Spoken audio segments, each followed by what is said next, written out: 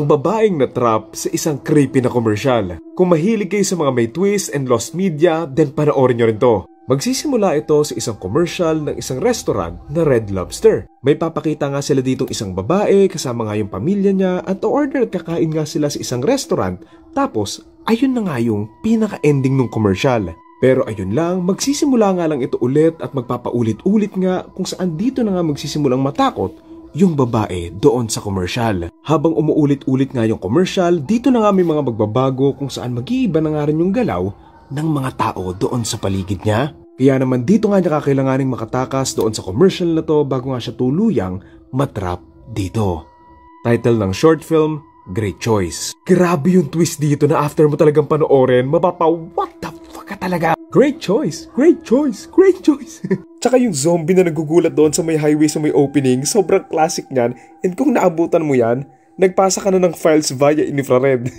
Ang creepy kaya nung unti-unting pagbabago nga ng mga tono ng mga boses nila, yung mga reactions nila, naramdam mo na yung mismong mga characters nararamdaman nilang may mali din doon sa mga nangyayari. Bukod pa doon, I really love the concept na nakastuck nga sila sa isang time loop tapos lost media vibes na nasa isang lumang commercial nga sila. Honestly, nagulat ako kasi meron pala talaga tong original na commercial, so that's why sobrang realistic, pero kudos pa rin naman sa kanila kasi ang seamless nung bago nilang shoot doon sa original na commercial nga. Ewan ko pero ako nakikripian ako sa mga lumang commercials katulad nga nito, lalo na nga yung ganitong klaseng itsura. Kasi ayun nga yung mismo commercial, sobrang ganda ng pagkakagawa na mukha talaga siyang totoong commercial na hindi nga lang gawa-gawa, as in yung buong ang pinakita doon sa bago. The editing, look-wise, acting, and overall, ito yung itsura ng mga commercial ng bata tayo na naaalala mo lang randomly eh. So ngayon, pag-usapan naman natin yung twist doon sa short film na sobrang nagustuhan ko. Spoiler alert, yung twist dito basically ay pinapakita nga na itong babae na ito,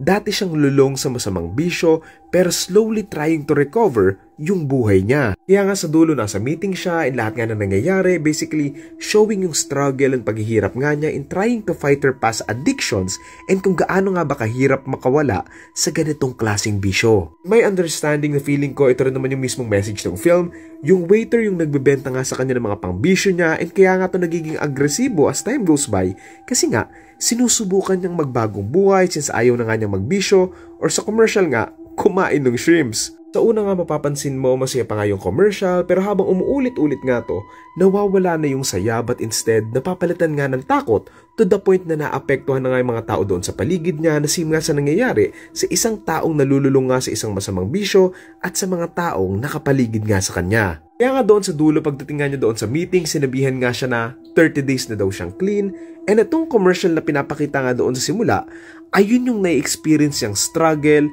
na ito yung sarili niyang pakikipaglaban nga doon sa sarili niya or yung withdrawal symptoms niya laban nga sa bisyo niya before. It's the perfect representation kung gaano nga ba kahirap makarecover sa ganitong bisyo and how it would take a toll on a person na talagang magpapahirap sa kanila kahit na anong pigil nga nila. Kumbaga hindi lang siya parang gripo na iikot mo tapos okay na eh. Kumbaga gripo siya na butas-butas ka yung mismong tubo, papunta nga doon sa gripo na kahit anong sarado mo doon sa gripo, may tumatagas talaga and ito yung kailangan mo ang unti-unting ayusin. Kumbaga para sa isang taong hindi naman to naranasan but aware sa mga ganitong pangyayari, this film really made me more realize yung perspective nga ng mga taong gusto nga makarecover sa masasamang bisyo nga nila dati. So ayun, what an amazing short film, sobrang nagustuhan ko nga to na hindi ka lang makikrepihan, meron ka pang matututunan. So ayan, again, ang title ng film ay Great Choice and available to online and ang torta rating ko for this ay 10 out of 10.